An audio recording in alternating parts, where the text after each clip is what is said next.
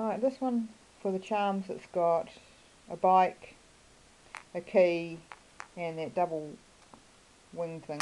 And on the front, I've put a clockwork eye. I don't know if you can see in this, but there's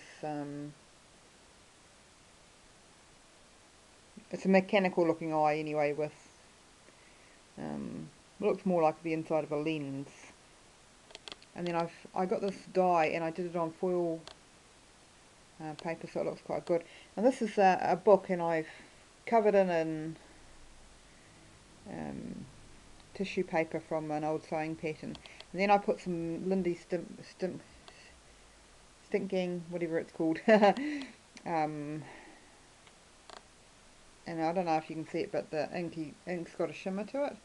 Yep, so I borrowed that off a friend. So this one's got quite vintage looking papers in it too, and a few cogs through it. So you've got the globe thing and bits to make. And I've done a wee bit different here, is instead of having like a full page with a map on, I had this page that had part maps on it. So I've done them off the edge of the page, and the same with the ones for the books. Some of them were on the edge of the paper, and I thought, well, that would look quite good as an effect in the book as well.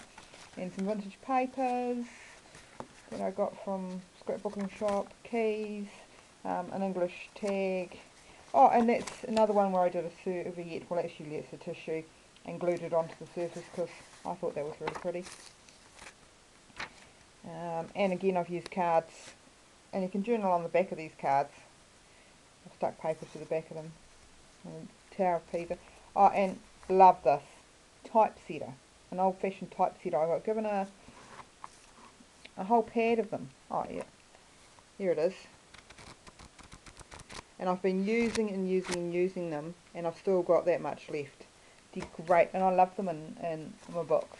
So I've used this one's more red and pinks, so I've used a couple of pink Project Life cards in it as well. Not every page has got something on it, because I thought I'd better leave some space for them to put pictures and things like that, because I do sometimes overdo it with the decoration as an old camera.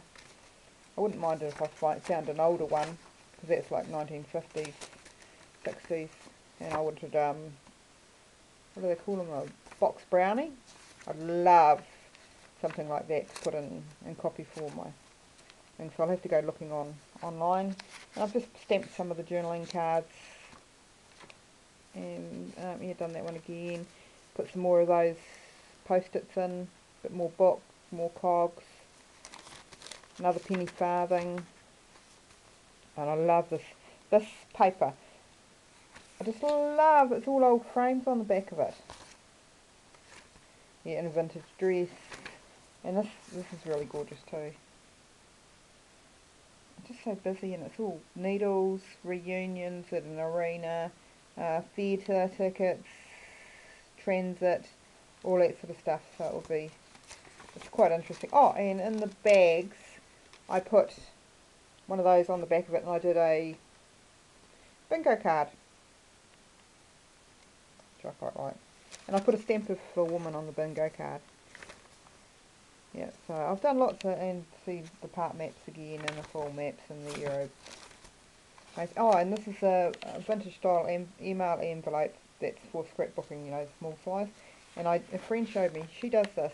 So she sticks it down on that side, folds it over, and then you flick it out, and you've got a tag inside. I like that idea. Yeah, more playing cards in the different sizes for tags. Yeah. And more bits and pieces, and more cogs. So anyway, that's my idea of something a wee bit more vintagey, steampunky. So